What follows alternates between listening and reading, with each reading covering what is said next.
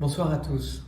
Ce soir, je vais aborder une question qui tourne pas mal sur les réseaux sociaux en ce moment, c'est l'arrivée à Fontainebleau du LAPI, ce véhicule électrique qui va venir contrôler l'occupation et le paiement du stationnement sur voirie à Fontainebleau. Qu'est-ce que le LAPI? C'est donc ce véhicule qui va, 1 à 2 fois par jour, vérifier la cohérence entre les données enregistrées dans les parcs-mètres ou sur l'application Pay by Phone et les plaques d'immatriculation des véhicules garés dans Fontainebleau. Ce n'est pas un véhicule qui fait ça tout seul, ou un ordinateur qui fait ça tout seul. Il y a de toute façon à chaque fois une intervention humaine pour contrôler le système et valider l'infraction qui est contrôlée par le système LAPI.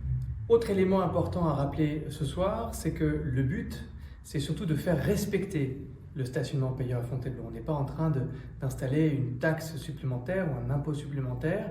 À ce jour, 65% des automobilistes sont en règle par rapport au stationnement. Le but, c'est de faciliter le respect de la règle du paiement du stationnement sur voirie à Fontainebleau et donc de maintenir une certaine équité entre tous les usagers. Il y a des dispositions particulières pour les détenteurs d'une carte mobilité inclusion. Ces détenteurs ont 3 options pour pouvoir se mettre en règle. La première, c'est d'enregistrer le véhicule en ligne sur le site d'Interparking, dont l'adresse s'affiche à l'écran. Deuxième possibilité pour les détenteurs d'une carte CMI, c'est d'enregistrer le véhicule directement chez Interparking, au niveau -1 du parking du marché à Fontainebleau. Et si les personnes ne veulent pas s'enregistrer au niveau d'un système informatisé, eh bien de récupérer un ticket journalier CMI directement à l'horodateur. Et bien sûr, il faut l'apposer sur le pare-brise du véhicule. Autre situation pour lesquelles des dispositions particulières seront prévues, c'est pour les professionnels de santé.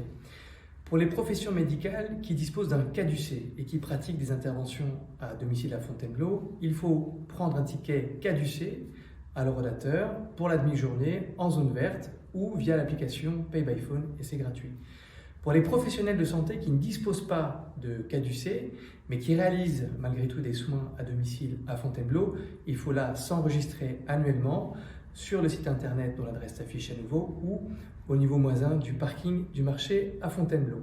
Enfin, pour les professions médicales qui disposent d'un caducé et dont le cabinet se situe à Fontainebleau, un enregistrement en ligne chaque année est nécessaire en tant que praticien Bellifontain.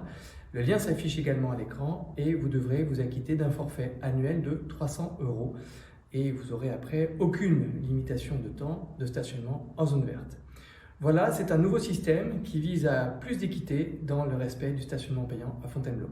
À bientôt pour une question du mardi.